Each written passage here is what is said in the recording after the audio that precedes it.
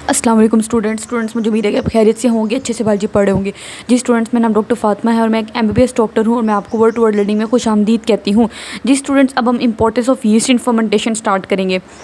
Students, मैंने आपको जैसा कि ऊपर बताया था कि बायोटेक्नोलॉजी की डिफरेंट टेक्निक्स होती हैं। ये देखिए, the technique being used in modern biotechnology कौन कौन सी होती हैं। एक टेक्निक है फर्मेंटेशन, ठीक हो गया। अब हमने इन सारी टेक्निक को डिटेल में पढ़ना है। पहले मैं फर्मेंटेशन को आपको डिटेल में पढ़ाऊंगी, फिर हम रिकॉम्बिनेंट DNA टेक्नोलॉजी, जिसको जीन एडिटिंग भी कहते हैं या जीन इंजीनियरिंग, तकरीबन ये सारी एक ही चीज़ें हैं, फिर हम इनको डिटेल में पढ़ेंगे। तो पहले हम फर्मेंटेशन को डिटेल में पढ़ते हैं। फर्मेंटेशन क्या है? वो कहता है कि आपको पता है फर्मेंटेशन, आपने 9th क्लास बायोलॉजी में पढ़ा हुआ है। बल्कि आप मुझे बताएं कि क्या होता है फर्मेंटेशन। मुझे उम्मीद है कि आपको चीज़ याद होगी। हमने पढ़ा था सेलुलर रेस्पिरेशन वाले टॉपिक में कि ये देखिए, मैं आपको दिखा भी दूँ, मैं 9th क्लास की बुक भी पास ही रखी हुई है ताकि मैं आपको बता दूँ कि आपने फर्मेंटेशन कहाँ पर पढ़ा था, अगर आपको नहीं भी याद आ रहा। ये देखें फर्मेंटेशन, ठीक है। और फर्मेंटेशन की आपने याद है 2 टाइप पढ़ी थी, alcoholic fermentation, lactic acid fermentation. तो वही फर्मेंटेशन की हम बात करेंगे, ठीक हो गया। क्योंकि फर्मेंटेशन आपने यहाँ पे पढ़ी थी, देखें, यीस्ट में होती है और बैक्टीरिया में होती है, ठीक हो गया। तो इधर हम वही बात करेंगे कि फर्मेंटेशन जो यीस्ट में होती है उसको हम कहाँ कहाँ पे इस्तेमाल करते हैं, और जो बैक्टीरिया में फर्मेंटेशन होती है, ठीक हो गया, उसको हम कहाँ कहाँ पे इस्तेमाल करते हैं। पहले हम यीस्ट की बात कर लेते हैं। स्टूडेंट्स, वो कहता है कि पहले आपको पता होना चाहिए फर्मेंटेशन क्या है। मैं आपको हल्का सा दोबारा बता देती हूँ कि आपको पता है 2 तरह की सेलुलर रेस्पिरेशन होती है। एक होती है सेलुलर रेस्पिरेशन, कुछ भी नहीं है, ये सेल है, ऑक्सीजन की मौजूदगी में ग्लूकोज, सेलुलर रेस्पिरेशन के ग्लूकोज को तोड़ना, ठीक हो गया। अब ये जो ग्लूकोज टूटता है ना, ये 2 तरीके से टूट सकता है, या ऑक्सीजन की मौजूदगी में या ऑक्सीजन की गैर मौजूदगी में, ठीक हो गया। अच्छा, ऑक्सीजन हमने अब तक जितना भी तकरीबन ग्लूकोज तोड़ा है ऑक्सीजन की मौजूदगी में तोड़ा है, क्योंकि सारे प्रोसेस जो हम पढ़े थे ना हमारी बॉडी के अंदर होने थे, और हमारी बॉडी के अंदर ऑक्सीजन मौजूद होती है, तो ग्लूकोज ऑक्सीजन की मौजूदगी में ही ज़्यादातर तोड़ा जाता है, ठीक हो गया। लेकिन वैसे अगर हम बात करें नेचर में, तो ग्लूकोज 2 तरीके से टूट सकता है। ऑक्सीजन मौजूद हो भी सकती है, नहीं भी हो सकती, ठीक हो गया। अच्छा, पहला स्टेप जो होता है उसको कहते हैं ग्लाइकोलाइसिस। ग्लाइकोलाइसिस क्या होता है? ग्लाइको मीन्स ग्लूकोज का, लाइसिस मीन ब्रेक डाउन होना, टूटना। तो पहले स्टेप में ग्लूकोज टूटता है किस में? आपको पता है किस में टूटता है, मुझे आप बताएं। 2 मॉलिक्यूल्स ऑफ पायरुविक एसिड में टूटता है, ऐसे ही होता है ना। फिर बाद में क्या होता है, अब ये जो पायरुविक एसिड जब बन जाता है, फिर हम डिसाइड करते हैं कि अब आगे ऑक्सीजन है या नहीं है, ठीक हो गया। अगर आगे ऑक्सीजन होगी तो हम उसको कह देंगे कि एरोबिक रेस्पिरेशन है, ठीक हो गया। और अगर ऑक्सीजन नहीं है तो हम कह देंगे एन एरोबिक रेस्पिरेशन है। एन मीन विदाउट, ठीक है। एन एरोबिक रेस्पिरेशन है, मतलब ये ऐसी रेस्पिरेशन है जिसमें ऑक्सीजन इस्तेमाल नहीं हो रही। पहला स्टेप अलबत्ता दोनों का सेम ही होता है, मतलब पहले स्टेप में ऑक्सीजन चाहिए ही नहीं होती, पहले स्टेप में बस ग्लूकोज मॉलिक्यूल ने 2 मॉलिक्यूल ऑफ पायरुविक एसिड में टूट जाना है। ये जब हो जाता है स्टेप, उसके बाद हम डिसाइड करते हैं ऑक्सीजन है या नहीं है। अगर है तो उसको एरोबिक रेस्पिरेशन कहते हैं, और अगर नहीं है तो उसको एनारोबिक रेस्पिरेशन कहा जाता है। और स्टूडेंट्स, आपको याद होगा इसी एनारोबिक रेस्पिरेशन को हम फर्मेंटेशन भी कहते हैं, याद है आपको। तो इसी फर्मेंटेशन को अब हमने पढ़ना है, मतलब कि अब मैं क्या करूँगी कि जो पायरुविक एसिड है उसको ऑक्सीजन की गैर मौजूदगी में उसको ब्रेक डाउन किया जाएगा। अब इसमें ऑक्सीजन का कोई रोल नहीं है, ऑक्सीजन नहीं होगी यहाँ पे, ठीक हो गया। तो ये प्रोसेस अब हमने फर्मेंटेशन का पढ़ना है। जी स्टूडेंट्स, ये फर्मेंटेशन का प्रोसेस आपको पता है, आपने पढ़ा हुआ है 9th क्लास में। देखिए, यीस्ट में भी होता है, बैक्टीरिया में भी होता है। ये देखिए, बैक्टीरिया में भी होता है, यीस्ट में भी होता है। तो पहले हम यीस्ट की बात कर लेते हैं। यीस्ट में आपको पता है वही वो बात कर रहा है कि importance of yeast in fermentation. ये फर्मेंटेशन के प्रोसेस में अब हम यीस्ट की पहले बात करेंगे कि यीस्ट की क्या अहमियत है। सबसे पहले उसने मैं यीस्ट के बारे में बताया कि यीस्ट होती क्या, आपको पता होना चाहिए। यीस्ट जो है ना एक माइक्रोस्कोपिक फंगस है, ये एक फंजाई है, ठीक हो गया। मतलब आपने पढ़ा हुआ है 5 kingdom, Plantae, Animalia, algae, fungi, ये सारे ऑर्गेनिज्म होते हैं ना। तो जो फंजाई है, ये जो यीस्ट ना एक फंगस है। फंगस वही होती है जो जब आपकी ब्रेड ख़राब हो जाती है, किचन में अक्सर आपने पढ़ा देखा हो, तो उसके ऊपर एक उल्ली सी लग जाती है, वो फंगस होती है, ठीक हो गया। तो वो कहते हैं यीस्ट जो है ना एक फंगस है, पहली बात। दूसरा माइक्रोस्कोपिक फंगस है। माइक्रोस्कोपिक का मतलब है कि ये आपको माइक्रोस्कोप से नज़र आएगी, आपको अपनी इस आंख से नज़र नहीं आ सकती, ठीक हो गया। क्यों? क्योंकि जो यीस्ट होती है ना वो सिर्फ यूनिसेलुलर है, वो सिर्फ एक सेल पे मुश्तमिल है बस। तो एक सेल आपको कैसे इस आंख से नज़र आ सकता है? तो इस आंख से नज़र नहीं आता, तो इसके लिए आपको माइक्रोस्कोप चाहिए होती है। माइक्रोस्कोप से नज़र आएगी यीस्ट। ठीक हो गया। तो यीस्ट जो होती है ना सिर्फ एक सेल पे मुश्तमिल होती है। अच्छा, अब ये जो यीस्ट होती है ना इसका बड़ा इंपॉर्टेंट रोल है, बहुत अहम रोल है। कहाँ पे? क्रूशियल रोल, बहुत अहम रोल है, किरदार है। कहाँ पे? दो चीज़ों में, एक तो ब्रेड मेकिंग में, दूसरा एथेनॉल प्रोडक्शन, अल्कोहल प्रोडक्शन में। ठीक हो गया। एक तो ब्रेड से बनवाएंगे हम, ब्रेड से मुराद रोटी, वो रोटी नहीं जो हम रोज़ रूटीन में खाते हैं, वो रोटी नहीं, उसमें यीस्ट इस्तेमाल नहीं होती। ठीक है, बताऊंगी कौन सी ब्रेड। और एथेनॉल प्रोडक्शन और जो अल्कोहल प्रोडक्शन होती है उसमें भी यीस्ट का किरदार होता है। और किस प्रोसेस से हम ये काम करवाएंगे? ये प्रोसेस हम फर्मेंटेशन का प्रोसेस करवाएंगे, उससे यीस्ट ने काम करना है। ये तो आपको बात पता ही है कि ये वाला जो प्रोसेस है ना फर्मेंटेशन का प्रोसेस, उस प्रोसेस के ज़रिए से यीस्ट ने काम करना है। मतलब कि ऑक्सीजन इस्तेमाल नहीं होगी, पायरुविक एसिड को आगे फर्दर प्रोसेस किया जाएगा लेकिन ऑक्सीजन इस्तेमाल नहीं होगी। ठीक हो गया। अच्छा, अब वो कहता है यीस्ट को दो जगह मैंने आपको बताया हमने इस्तेमाल करना है। पहले हम साइड बॉक्स पढ़ लेते हैं। फर्मेंटेशन क्या है? वो कहता है ओल्डेस्ट फॉर्म है बायोटेक्नोलॉजी की। काफ़ी देर से ये बायोटेक्नोलॉजी है ना फर्मेंटेशन। बायोटेक्नोलॉजी क्या होती है? मैंने आपको बताया था, bio means living organism, technology mean technology. ऐसी टेक्नोलॉजी है जिसमें हम लिविंग ऑर्गेनिज्म को इस्तेमाल करते हैं इंसानियत की खिदमत के लिए। तो इधर में मैं यीस्ट को देखो, यीस्ट एक लिविंग ऑर्गेनिज्म है। ये देखें यीस्ट ऐसा है। ठीक हो गया। एक लिविंग ऑर्गेनिज्म है और मैं इस लिविंग ऑर्गेनिज्म को इस्तेमाल कर रही हूँ इंसानियत की खिदमत के लिए। कैसे? ब्रेड बनाने के लिए, अल्कोहल बनाने के लिए। ठीक हो गया। अच्छा, तो इसलिए इसको फर्मेंटेशन कहा जा रहा है। वो कहते हैं कि फर्मेंटेशन जो है ना ये बायोटेक्नोलॉजी की बहुत पुरानी फॉर्म है। कई सालों से लोग इसको फर्मेंटेशन को करते चले आ रहे हैं। जैसा कि काफ़ी सालों से लोग ब्रेड बनवा रहे हैं। वो ब्रेड जो ना बड़ी नरम नरम सी होती है, जिस तरह नान नहीं होता उसकी बात कर रहे हैं। ठीक है। बियर शराब होती है, ये अल्कोहल। एंड योगर्ट और दही, थाउजेंड ऑफ ईयर्स अगो, हज़ारों साल पहले से लोग ये काम करते चले आ रहे हैं। और ये कैसे कर रहे हैं? फर्मेंटेशन के प्रोसेस से कर रहे हैं। तो यानी कि फर्मेंटेशन जो है बायोटेक्नोलॉजी ही है, लेकिन ऐसी बायोटेक्नोलॉजी है जो कई सालों से चलती आ रही है। ठीक हो गया। ये कोई अभी हालिया इंट्रोड्यूस होने वाला प्रोसेस नहीं है। पहले हम बात कर लेते हैं कि यीस्ट को ब्रेड मेकिंग में कैसे इस्तेमाल करते हैं और दूसरा एथेनॉल प्रोडक्शन में।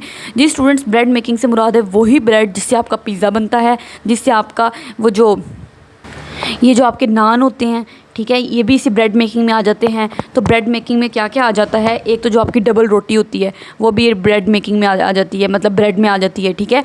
और दूसरा आपका पिज़्ज़ा जो बड़े शौक़ से खाते हैं, जिसके लिए आजकल हर बच्चा तड़पता है पिज़्ज़े के लिए। ठीक है, ये हो गया। इसके अलावा आपकी ये जो बर्गर्स होते हैं उनका जो बन होता है ना, वो बन भी इसी ब्रेड के ज़ुमरे में आता है। ठीक हो गया। इसी तरीके से हमारे पास आ जाते हैं नान, वो भी इस प्रोसेस से बनते हैं। तो आज हम पिज़्ज़ा बनाएंगे, आप ये समझ लें कैसे पिज़्ज़ा बनता है वो मैं आपको बताऊंगी।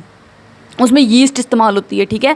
तो ब्रेड से मुराद रोज़मर्रा की रोटी नहीं है जो हम खाते हैं, उसमें यीस्ट इस्तेमाल नहीं होती, बल्कि ये जो डबल रोटी आप बाज़ार से लाते हो, पिज़्ज़ा लाते हो, बर्गर जो होता है ना, बर्गर उसका जो बन होता है, ठीक है, वो उसमें यीस्ट इस्तेमाल होती है। और नान वगैरह बनाने में यीस्ट इस्तेमाल होती है। अब यीस्ट ने करना क्या है, कैसे अपना रोल प्ले करती है, अब हम ये देख लेते हैं। जी स्टूडेंट्स, मैं आपको 9th क्लास का एक रिएक्शन दिखाने जा रही हूँ। ये चीज़ इसलिए दिखाने के लिए आपको दिखा रही हूँ कि आपको पता हो कि मैं कोई नई चीज़ नहीं पढ़ा रही, आपने 9th क्लास में पढ़ी हुई है। ये देखिए, ये पायरुविक एसिड के ऊपर यीस्ट ने एक्ट करना है। ठीक है। और क्या बना देना है? दो चीज़ें बना देनी है, कार्बन डाइऑक्साइड बनानी है और एक अल्कोहल बनानी है। बस यही रिएक्शन मैं आपके सामने दोबारा लिखूंगी। ठीक हो गया। अच्छा, अब मैं पता क्या करूँगी, मैं पायरुविक एसिड नहीं लिखती, मैं लिख देती हूँ, क्योंकि आपको पता है पायरुविक एसिड किससे बन रहा है? ग्लूकोज से बन रहा है, और ग्लूकोज एक शुगर है, तो मैं लिख देती हूँ शुगर। ठीक हो गया। शुगर, यीस्ट ने क्या करना है, ये सारा प्रोसेस यीस्ट के अंदर हो रहा है। ठीक हो रहा है। मैंने आपको बताया यीस्ट एक यूनिसेलुलर है, सिंगल सेल है, तो मैंने सिंगल सेल बना लिया, मैंने यीस्ट बनाई है। ये सारा एक सिंगल सेल, मैंने थोड़ा बड़ा करके दिखा दिया है। ठीक हो गया। ये सेल है पूरा, ये यीस्ट का एक सेल है। ठीक हो गया। आई एम यीस्ट, ये कह रही है। अच्छा, अब ये जो यीस्ट है ना, इसने किस चीज़ पे एक्ट करना है? इसने शुगर के ऊपर एक्ट करना है। और शुगर, आपको पता है शुगर से पहले पायरुविक एसिड बनेगा, फिर आगे सारा काम होगा। लेकिन मैं इतना लंबा प्रोसेस नहीं लिख रही, मैं बस ये लिख रही हूँ कि यीस्ट जो है इसने शुगर पे एक्ट करना है और किस में कन्वर्ट कर देना है, दो चीज़ें बनानी है एंड पे। ठीक हो गया। मुझे एंड पे दो चीज़ों से कंसर्न है, ये दो चीज़ें जो बन रही हैं, एक बनेगी, मुझे बताएं क्या बनेगा, एक अल्कोहल बनेगी प्लस कार्बन डाइऑक्साइड बनेगी, ये दो चीज़ें बननी हैं। ठीक हो गया। तो यीस्ट ने क्या कर, अब ये शुगर कहाँ से आई, यीस्ट ने किस शुगर पे एक्ट करना है? तो सबसे पहले ना क्या होता है, जो बेकर्स होते हैं ना, जब इन्होंने पिज़्ज़ा वगैरह बनाना होता है क्या करते हैं, ठीक है। बेकर्स ने ना सबसे पहले आटा गूंद लेना होता है पिज़्ज़ा वगैरह। ये मैं आपको बता रही हूँ पिज़्ज़ा कैसे बनता है, क्योंकि अभी मैं आपको बता रही हूँ कि ये जो यीस्ट होती है ब्रेड मेकिंग में इस्तेमाल होती है, ब्रेड बनाने में, ठीक है। ब्रेड मतलब पिज़्ज़ा वगैरह बनाने में, नान वगैरह बनाने में। तो ये कैसे बनता है मैं ये आपको बताने लगी हूँ, और इसमें यीस्ट कहाँ पर इस्तेमाल होती है वो, ताकि आपको अच्छे से समझ आ जाए। ठीक हो गया जी स्टूडेंट। सबसे पहले वो कहता है कि जो बेकर्स होते हैं ना पिज़्ज़ा बनाने वाले, ठीक है, इन्होंने क्या करना है, सबसे पहले आटा गूंदना होता है। ठीक है, आटा गूंद के रख लिया। आटा तो आपको पता है कैसे गूंदते हैं, आटा लिया, पानी लिया, उसको थोड़ा गूंद दिया। ये जो है ना अब ये गूंदा हुआ आटा है। गूंदे हुए आटे को इंग्लिश में डो कहते हैं। ठीक हो गया। डो क्या है, गूंदा हुआ आटा, जिस तरह अक्सर लड़कियां भी घर में गूंदती हैं। ठीक हो गया। अच्छा, अब ये जो गूंदा हुआ आटा है ना, इसमें फिर बेकर्स जो होते हैं ना बाज़ार से यीस्ट लेकर आते हैं। यीस्ट जो होती है आपको बाज़ार से, मार्केट से आराम से मिल जाती है। किस फॉर्म में होती है यीस्ट, पाउडर की फॉर्म में होती है। ठीक हो गया, या ये ग्रेन्यूल्स के फॉर्म में होती है, छोटे छोटे दानों की सूरत में होती है, छोटे छोटे दाने, या ये पाउडर की सूरत में होती है यीस्ट। इस यीस्ट को बाज़ार से लेकर आते हैं, और ये ग्रीन वाली यीस्ट समझ लें। और इसको, यीस्ट एक यूनिसेलुलर है, ठीक है, जिंदा सेल है एक। उसको क्या करते इसमें डाल देते हैं। अब ये यीस्ट इन्होंने इसमें डाल दी। ठीक हो गया। सपोज कर लो यीस्ट के थोड़े थोड़े छोटे छोटे दाने हैं, ऐसे करके जब यीस्ट अंदर डाल देंगे ना, अब यीस्ट ने क्या करना है, आटे आपको पता है ये आटा है, गूंदा हुआ आटा। आटा जो होता है, मुझे बताएं क्या होता है आटा। आटा एक कार्बोहाइड्रेट होता है, ऐसे ही है ना। और कार्बोहाइड्रेट मैंने आपको बताया था, कार्बोहाइड्रेट को शुगर भी कहते हैं, याद है आपको। कार्बोहाइड्रेट 3 तरह का होता है, मोनोसेक्राइड, ओलिगोसेक्राइड, पॉलीसेक्राइड। और शुगर से मिलके बना होते हैं कार्बोहाइड्रेट, सारे ग्लूकोज मॉलिक्यूल से मिलके बने होते हैं, ऐसे ही होता है ना। तो इसको शुगर भी कह सकते हैं कार्बोहाइड्रेट को। तो अब यीस्ट ने क्या करना है, ये जो आटा पड़ा हुआ था गूंदा हुआ, इस आटे में शुगर थी ना, ग्लूकोज शुगर, उस शुगर के ऊपर एक्ट करना है यीस्ट ने। ठीक हो गया। तो उस शुगर के ऊपर एक्ट करके उस शुगर को अल्कोहल में कन्वर्ट कर देना है और कार्बन डाइऑक्साइड में कन्वर्ट कर देना है। तो अब ये जो गूंदा हुआ आटा है, अब इसमें आपको क्या क्या मिलेगी, 2 चीज़ें मिलेंगी, एक अल्कोहल मिलेगी और एक कार्बन डाइऑक्साइड मिलेगी। इस कार्बन डाइऑक्साइड की वजह से ये जो आटा होगा ना, ये फूलना शुरू हो जाएगा, क्योंकि कार्बन डाइऑक्साइड एक गैस है। ये वही सेम गैस है, कार्बन डाइऑक्साइड गैस। जब आप बोतल खोलते हैं कोई भी, फांटा की, मिरिंडा की, कोई भी, पेप्सी की, तो एक एकदम गैस निकलती है अंदर से। तो वो क्यों गैस निकलती है, उसके अंदर भी कार्बन डाइऑक्साइड गैस ही होती है। ठीक हो गया। तो इसके अंदर भी वही कार्बन डाइऑक्साइड गैस है। तो इस गैस की वजह से ये जो आटा है ये थोड़ा उभरा हो जाएगा। ठीक है, इसमें गैस के मतलब थोड़ा ऐसे लगेगा, आटा थोड़ा नरम हो जाएगा, उभरा आपको लगेगा, बड़ा नरम सा, उभरा हुआ सा, फ्लफ़ी सा, इस तरह का आपको आटा लगेगा। ठीक हो गया। और अल्कोहल भी प्रोड्यूस हुई है, तो अल्कोहल कहाँ गई, तो फिर जब वो जो बेकर्स होते हैं, जब इसको ज़ाहिर सी बात है, आपको पता है पिज़्ज़ा वगैरह बनाना है, नान वगैरह बनाना है, तो हॉट ओवन्स में इनको फिर बेक किया जाता है, हॉट ओवन्स में इनको गर्म किया जाता है। तो जब इतनी हीट देंगे तो अल्कोहल जो होती है ना, वो इवेपोरेट हो जाती है। तो ये तरीके से काम चल रहा होता है। इस तरीके से आपका पिज़्ज़ा बन जाएगा, आपकी नान बन जाएगा। पता है आपको, आपका पिज़्ज़ा भी थोड़ा फूला सा, नरम सा होता है, इसी यीस्ट की वजह से होता है। ठीक हो गया। नान भी आपका नरम सा होता है, जब बाज़ार से लेकर आते हैं, उसमें भी यीस्ट उन्होंने डाली होती है। ठीक हो गया। तो ये बात उन्होंने आपके बुक में लिखी हुई है, बुक से पढ़ लेते हैं। अगर आपको कॉन्सेप्ट समझ आ गया है तो बुक से बहुत आसानी हो जाएगी। वो कहते हैं कि यीस्ट ने क्या करना है, यीस्ट आपने डाली है, उसने क्या करना है, जो आपकी डो था, गूंदा हुआ आटा था, ये वाला जो मैंने भी आपको दिखाया, ठीक है, इस गूंदे हुए आटे में क्या करना है, यीस्ट ने वो जो शुगर थी ना गूंदे हुए आटे में, उस शुगर को किस में कन्वर्ट कर दिया, उस शुगर की फर्मेंटेशन की। ये सारा फर्मेंटेशन का प्रोसेस हो रहा है, in the absence of oxygen हो रहा है, यहाँ पे कोई ऑक्सीजन मौजूद नहीं है। ठीक हो गया। तो फर्मेंटेशन की यीस्ट ने किसकी, उस शुगर की, जो शुगर डो में मौजूद थी। ठीक हो गया। जो इस डो में, इस गूंदे हुए आटे में जो शुगर मौजूद थी, क्योंकि मैंने आपको बताया आटा कार्बोहाइड्रेट है, कार्बोहाइड्रेट का मतलब होता है शुगर। तो आटे में जो शुगर होती है, उस शुगर के ऊपर इस यीस्ट ने एक्ट करना है और उसको अल्कोहल और कार्बन डाइऑक्साइड में कन्वर्ट कर देना है। वही बात उन्होंने लिखी हुई है, 2 चीज़ें प्रोड्यूस होंगी, एक तो कार्बन डाइऑक्साइड गैस प्रोड्यूस होगी और दूसरा अल्कोहल भी प्रोड्यूस होगी। ठीक हो गया। अच्छा, इस कार्बन डाइऑक्साइड गैस का क्या बनेगा, कार्बन डाइऑक्साइड गैस क्या करती है, बबल बनाती है डो के अंदर। वो जो गूंदा हुआ आटा है उसमें आपको बबल्स नज़र आएंगे, वो बबल्स इस कार्बन डाइऑक्साइड गैस की वजह से बने हैं। वही बबल्स जो बोतल खोलते हो जब आप, उसमें भी आपको नज़र आते हैं। ठीक हो गया। वही कह रहा है कि कोजिंग इट टू राइज, जिसकी वजह से, इस गैस की वजह से, ये जो आपका गूंदा हुआ आटा डो होगी ना, वो थोड़ी उभरना शुरू हो जाएगी, राइज हो जाएगी एंड बिकम सॉफ्ट, बड़ी नरम सी हो जाएगी। एंड एयरी भी, गैस के बबल्स है ना, तो वो एयरी हो जाएगी। ठीक हो गया। ये बात उन्होंने, ये गैस की वजह से काम हो गया। फिर क्या होगा, अल्कोहल, दूसरा जो अल्कोहल प्रोड्यूस हुई थी, एक कार्बन डाइऑक्साइड प्रोड्यूस हुई थी। कार्बन डाइऑक्साइड की हमने बात कर ली कि इसने डो को कैसा बना दिया है, इसने डो को राइज़ कर दिया है, इसने डो को एयरी बना दिया है और सॉफ्ट बना दिया है, ठीक हो गया। दूसरी अल्कोहल प्रोड्यूस हुई है। अल्कोहल ने क्या, ये जो अल्कोहल प्रोड्यूस हुई थी इस प्रोसेस में, ये जब हम बेकिंग कर रहे होते हैं ना, इतने हॉट ओवन्स में, पिज़्ज़ा हॉट ओवन्स में बेक होता है, नान में भी आप हीट इस्तेमाल करते हो, जब नान को तंदूर में लगा रहे होते हैं तो हीट ही होती है ना वहाँ पे। तो इस प्रोसेस में क्या होता है, जो अल्कोहल प्रोड्यूस हुई थी वो इवेपोरेट हो चुकी है, वो ख़त्म हो चुकी है, इवेपोरेट भाप बन के उड़ चुकी है, ठीक हो गया। तो इस प्रोसेस से आपका ब्रेड बनता है। तो इस तरह हमने आज पिज़्ज़ा बना लिया। आपको पता होना चाहिए कि जो आप इतने शौक से खाते हो वो कैसे बनता है, ठीक हो गया। उसमें आपकी यीस्ट इस्तेमाल होती है, तो आपको इस यीस्ट का शुक्रिया अदा करना चाहिए। यीस्ट देखें कितनी कमाल की है।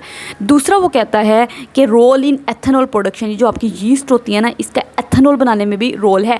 एथेनॉल क्या है, अल्कोहल है, ठीक हो गया। अल्कोहल जो होती है ना, आप आगे जाके केमिस्ट्री में पढ़ेंगे, इसी 9th क्लास केमिस्ट्री में, कि जो अल्कोहल होती है ना उसका ये फार्मूला होता है, ठीक है। अच्छा, अब डिपेंड करता है कि अल्कोहल में कितने कार्बन एटम्स हैं, ठीक है। अगर एक कार्बन एटम है तो उसको मेथनॉल कहेंगे, 2 कार्बन एटम्स है तो उसको एथेनॉल कहेंगे। बिल्कुल उस तरह जिस तरह आपने केमिस्ट्री में पढ़ा था चैप्टर 12 हाइड्रोकार्बन में, मिथेन हो, एक कार्बन एटम होता था उसको मिथेन कहते थे, 2 कार्बन एटम होते थे हम उसको इथेन कहते थे। इसी तरीके से 2 कार्बन एटम हो इस अल्कोहल के अंदर तो उसको हम एथेनॉल कह देते हैं, ठीक हो गया। तो ये अल्कोहल बनाने में भी इसका रोल होता है यीस्ट का। कैसे अल्कोहल बनाने में रोल होता है, अब हम अल्कोहल बना लेते हैं कि यीस्ट ने हम अल्कोहल कैसे बनानी है। जी स्टूडेंट्स, जो मैंने अभी आपको ऊपर पढ़ा है इसमें मैंने आपको थोड़ी सी एक्टिविटी बतानी थी। आपको पता है कि अक्सर ना, जिस तरह हम लड़कियां होती हैं, हम आटा गूंथती हैं, या अगर आप लड़के हैं, आपके मदर्स ने आटा वगैरह गूंद के बाहर रख देती होंगी और बाहर भूल गई, फ्रिज में बाहर ही मतलब रह गया, वो फ्रिज में रखना भूल गई। अब जब आटा बाहर ही पड़ा रहता है तो ख़राब हो जाता है। अब जब आप वो ख़राब आटा देखेंगे ना तो वो उसको कहते हैं ख़मीरा आटा बन गया है। ख़मीरा आटा क्यों कहते हैं, क्योंकि उसमें यीस्ट आ गई है। हाँ, ये यीस्ट मैंने खुद तो नहीं डाली, मतलब हमने खुद तो नहीं डाली होती, लेकिन ना आपको पता है आपके इर्द गिर्द, फॉर एग्जांपल अगर ये आटा आपने गूंदा था, ठीक है, और ये गूंदा हुआ आटा इधर ही बाहर ही छोड़ दिया, आपने फ्रिज में रखना भूल गए, इस आटे के अंदर आप देखेंगे पूरी रात बाहर पड़ा रहे, काफ़ी देर तक पड़ा रहे ना, तो ख़मीरा आटा हो जाता है। ख़मीरा आटा का क्या मतलब है कि इस आटे में यीस्ट आ चुकी है। वो यीस्ट कहाँ से आई, आपको पता है हवा में इर्द गिर्द फंजाई के बड़े स्पोर्स होते हैं। इर्द गिर्द हमारे बैक्टीरिया भी काफ़ी ज़्यादा है, फंजाई भी काफ़ी ज़्यादा है, फंजाई स्पोर्स की सूरत में इर्द गिर्द ना फिरती रहती है। तो ये जो फंजाई के स्पोर्स थे ना, कुछ इसमें जो फंजाई थी यीस्ट के भी स्पोर्स थे, वो यीस्ट के स्पोर्स यहाँ पे आए, ठीक है। जब आटा ऐसे खुला पड़ा रहा, बाहर पड़ा रहा, तो अब क्या हुआ, जब यीस्ट के स्पोर्स यहाँ पे आएंगे, अब बाहर गर्मी होती है तो वार्म टेम्परेचर उनको मिल जाता है, हॉट टेम्परेचर मिल जाता है, तो टेम्परेचर भी उन्हें अपनी मर्ज़ी का मिल गया। तो जो यीस्ट होती है ना, यहाँ पे बड़े अच्छे से ग्रो करना शुरू हो जाती है, जिसकी वजह से आटा ख़मीरा हो जाता है। क्या ये ठीक है, ये वही आटा है जिससे आपका पिज़्ज़ा बनेगा, लेकिन इस आटे को इसलिए हम इस्तेमाल नहीं करते क्योंकि इर्द गिर्द से अगर यीस्ट आई है तो इर्द गिर्द से बैक्टीरिया भी आए होंगे, तो इतने ज़्यादा बैक्टीरिया भी इसके अंदर मौजूद होंगे, तो हम बैक्टीरिया तो ख़तरनाक होते हैं, बहुत से बैक्टीरिया डिजीज़ ही फैलाते हैं ना, तो इसलिए ये ख़मीरा आटा सही नहीं होता। मतलब क्योंकि इर्द गिर्द से अगर यीस्ट आई है, ये वाला जो घर में आटा आपका पड़ा ख़राब हो गया ना, उस आटे की मैं बात कर रही हूँ, ठीक हो गया। क्योंकि इर्द गिर्द से आपको पता है बैक्टीरिया भी इर्द गिर्द हज़ारों तादाद में मौजूद हैं, वो भी तो इर्द गिर्द फिर रहे हैं, तो वो बैक्टीरिया भी यहाँ पे आके ग्रो कर गए होंगे अगर यीस्ट ग्रो की है, जिसकी वजह से ये आटा इतना ज़्यादा सेहतमंद नहीं होता, ठीक हो गया। तो जो बेकर्स होते हैं ना, वो ख़ास तौर पर बाज़ार से सिर्फ यीस्ट ला के डालते हैं, वहाँ पे बैक्टीरिया नहीं होते, तो इसलिए वो बिल्कुल ठीक होता है और उसको आप पिज़्ज़ा वगैरह बनाने के लिए, नान वगैरह बनाने के लिए इस्तेमाल कर सकते हो। जी स्टूडेंट्स, अब हम अल्कोहल प्रोडक्शन कर लेते हैं कि एथेनॉल प्रोडक्शन में यीस्ट का कैसे किरदार होता है। जी स्टूडेंट्स, आपने अक्सर सुना होगा कि गन्ने से शराब बनती है, ठीक हो गया। अच्छा, ये कैसे बनती है, सबसे पहले मैं आपको बताऊं, शुगर केन, गन्ने को शुगर केन कहते हैं, ठीक हो गया। आपने शुगर केन सबसे पहले लिया, गन्ना ले लिया, मान लो हमने इस गन्ने का जूस बना लिया।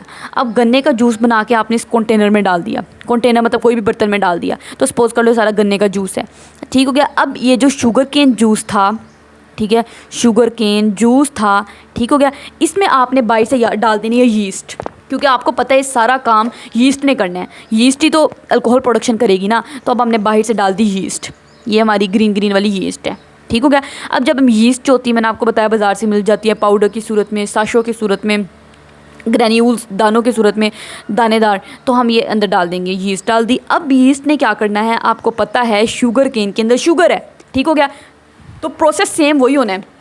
यीस्ट ने क्या करना है, ये देखें उस शुगर के ऊपर एक्ट करना है, यीस्ट ने जाना है और जाके अल्कोहल और कार्बन डाइऑक्साइड बना देनी है। तो वही दो काम होंगे, ठीक है। इधर ये यीस्ट है, यीस्ट ने क्या किया, शुगर के ऊपर एक्ट करना है, जो शुगर केन के अंदर शुगर है, ठीक है, और उसको कन्वर्ट कर देना है किसमें, अल्कोहल में और कार्बन डाइऑक्साइड में। दो चीज़ें बन गई, अल्कोहल बन गई, शराब बन गई, अल्कोहल शराब जो आप कहते थे, ठीक हो गया, जो आपको चाहिए थी। तो ये सारी अब शुगर केन जो है जूस सारा अल्कोहल में कन्वर्ट हो चुका होगा, प्लस कार्बन डाइऑक्साइड गैस भी बनेगी। तो कार्बन डाइऑक्साइड गैस थोड़ी सी बनती है, तो उसके थोड़े थोड़े बबल्स आपको इस ये जो अब आपको क्या मिलेगी, इसके अंदर सारी अल्कोहल पड़ी हुई है। यीस्ट ने क्या किया, सारे शुगर केन जूस को अल्कोहल में कन्वर्ट कर दिए, सारी अल्कोहल है। तो अल्कोहल के अंदर थोड़े थोड़े आपको बबल्स भी मिल जाएंगे, ठीक है, वो बबल्स कार्बन डाइऑक्साइड गैस के बबल्स होंगे। तो इस तरीके से यीस्ट ने अल्कोहल प्रोडक्शन कर दी। अब ये अल्कोहल आगे दो जगह इस्तेमाल होती है। एक तो इसको आपको पता है अल्कोहल बेवरेजेस बनेंगे। बेवरेजेस का क्या मतलब होता है कि ये जो अल्कोहल पीने के लिए लोग इस्तेमाल करते हैं, वाइन हो गई, बियर हो गई, ठीक हो गया यहाँ पे। और दूसरा अल्कोहल को पेट्रोल के साथ मिक्स कर देना, गाड़ियों में जो पेट्रोल डलता है तो पोल्यूशन बहुत कम प्रोड्यूस होती है। तो इसलिए बाहर के मुल्कों में अल्कोहल को पेट्रोल के साथ मिक्स कर दिया जाता है, जिससे पोल्यूशन आलूदगी बहुत कम पैदा होती है। तो इसलिए हम इसको कहते हैं कि इसको फ्यूल के तौर पर भी इस्तेमाल किया जाता है अल्कोहल को, ठीक हो गया। तो ये दो अल्कोहल के यूजेज हैं, ये बात उन्होंने लिखी हुई है। कैसे हमने काम करना है, सबसे पहले तो यीस्ट जो होती है वही काम करेगी इसमें, जाहिर सी बात है। उसने जो शुगर मौजूद थी उसकी फर्मेंटेशन कर देनी है। शुगर कहाँ पे जो मौजूद थी, जो शुगर केन के अंदर मौजूद थी, या कॉर्न, मकई भी आप ले सकते हैं, ठीक है। आप गन्ने का जूस ले लें या मकई ले लें, दोनों से आप अल्कोहल बना सकते हो। तो हमने इधर मैंने आपको जो एग्जांपल बताई है वो शुगर केन की बताई है, ठीक हो गया। तो आप वो कहता है कि आप क्रॉप्स ले लें, यानी कि शुगर केन ले लें, कॉर्न ले लें, ठीक है। उनके अंदर जो शुगर्स होती है ना, उसके ऊपर, उस शुगर के ऊपर इस यीस्ट ने एक्ट करना है और उसको अल्कोहल और कार्बन डाइऑक्साइड में कन्वर्ट कर देना है, ठीक है। टू प्रोड्यूस अल्कोहल बना देनी है और कार्बन डाइऑक्साइड बना देनी है। तो इधर ख़ास तौर पर जो अल्कोहल बनेगी वो 2 कार्बन एटम वाली बनेगी, इसलिए इसको एथनॉल कहते हैं, ठीक हो गया। अब ये जो अल्कोहल बनी है ना, ये सारी अल्कोहल बनी, ये अल्कोहल इतनी साफ़ नहीं है, क्यों, क्योंकि इसमें हो सकता है कुछ यीस्ट के डेड सेल्स भी पड़े हों, ये जो यीस्ट के डेड सेल्स हैं, ठीक हो गया। तो और प्लस जब ये प्रोसेस होता है ना, तो इस प्रोसेस में कुछ साइड प्रोडक्ट्स भी बन जाती हैं, लाइक एसिटिक एसिड वगैरह बन सकता है। तो ये फजूल चीज़ है, तो इसको और ये जो डेड यीस्ट के सेल्स हैं ना, इनको बाहर निकालना पहले पड़ेगा। तो इसलिए अल्कोहल को पहले साफ़ किया जाता है। तो वही कह रहा है कि अल्कोहल को हम प्योरीफाई कर लेंगे, साफ़ कर लेंगे, पहली बात। और इसको कहाँ पे इस्तेमाल कर लेंगे, अब 2 जगह, एक तो बायोफ्यूल, या तो अल्कोहल को फ्यूल के तौर पर इस्तेमाल कर लो, जैसे गाड़ियाँ वगैरह चलती हैं, ठीक है। और अल्कोहल बेवरेजेस, अल्कोहल से आप अल्कोहल बेवरेजेस का मतलब है अल्कोहल ड्रिंक्स, जो अल्कोहल पीने के लिए इस्तेमाल होती है, जिस तरह के वाइन, बियर मैंने आपको बताया, वहाँ पे अल्कोहल को इस्तेमाल कर लिया जाता है। इसके अलावा भी अल्कोहल बहुत जगह इस्तेमाल होती है, जैसा कि अक्सर आपने देखा होगा ये जो सैनिटाइज़र होता है, ठीक है, इस पे लिखा होता है 70% अल्कोहल। तो वो अल्कोहल उस सैनिटाइज़र में डाली गई है, जिसे आप अपने हाथ को सैनिटाइज़ कर रहे हो, साफ़ कर रहे हो। तो अल्कोहल काफ़ी यूजेज हैं, सिर्फ पीने के लिए इस्तेमाल नहीं होती, ठीक हो गया। अच्छा, अब अगले लेक्चर में इंशाल्लाह ये बैक्टीरिया को पढ़ेंगे बायोटेक्नोलॉजी में। बहुत इंटरेस्टिंग लेक्चर है, आपने पूरा देखना है। आगे ये जो जीन ट्रांसफ़र के तरीके हैं ना, ये मैं आपको पढ़ाने वाली हूँ, बहुत मज़े के हैं, आपको पढ़ने में मज़ा आएगा, वाकई समझ आएगी बायोटेक्नोलॉजी कैसे कैसे काम कर रही है। तब तक के लिए अल्लाह हाफ़िज़।